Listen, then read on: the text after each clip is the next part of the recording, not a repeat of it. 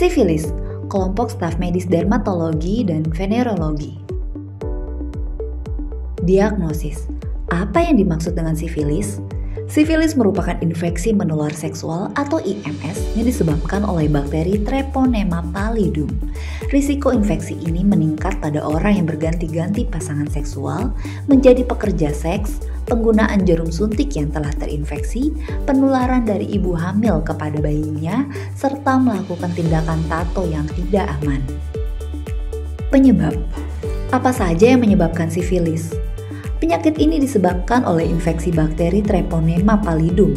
Penularan sifilis tidak berbeda dengan IMS lainnya, yaitu melalui kontak seksual yang tidak aman, baik hubungan seksual melalui mulut, kelamin, maupun anus. Bakteri Treponema pallidum tidak dapat bertahan lama di udara, sehingga tidak dapat ditularkan melalui toilet, kolam renang, kamar mandi, serta berbagi peralatan makan atau pakaian. Tanda dan gejala. Apa tanda dan gejala sifilis? Sifilis dapat diklasifikasikan menjadi sifilis didapat dan sifilis kongenital. Sifilis didapat terdiri atas stadium primer, sekunder, dan tersier, serta periode laten di antara stadium sekunder dan tersier. Sifilis primer. Gejala dapat muncul setelah 2-4 minggu setelah terinfeksi. Tanda yang ditemukan seperti timbulnya luka kecil di alat kelamin, mulut, atau anus, tempat bakteri masuk. Luka ini tidak sakit sehingga kadang tidak disadari, namun tetap rentan menulari pasangan, dikenal dengan istilah chancre. Luka dapat sembuh dengan sendirinya dalam waktu 1-2 bulan. Sifilis sekunder.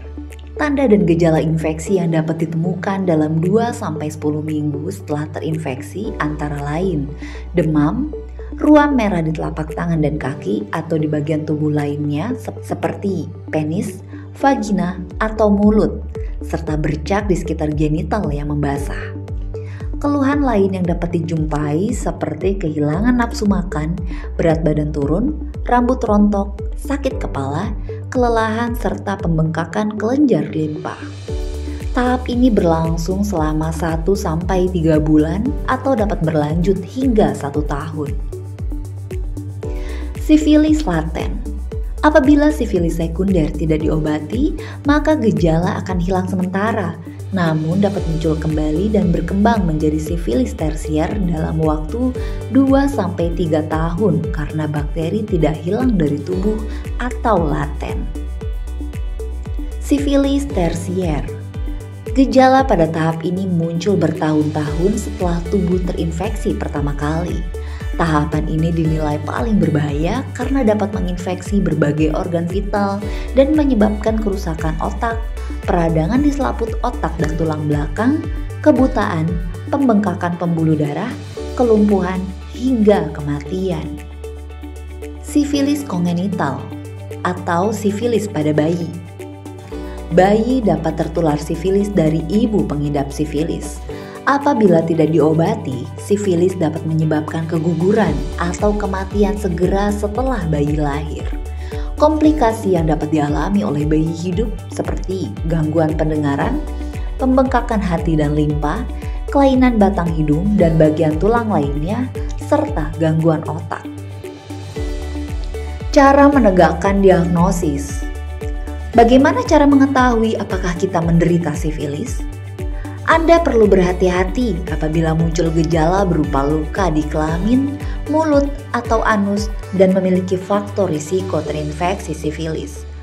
Pemeriksaan lebih lanjut diikuti dengan pemeriksaan laboratorium penunjang dapat dilakukan oleh dokter spesialis dermatologi dan venereologi.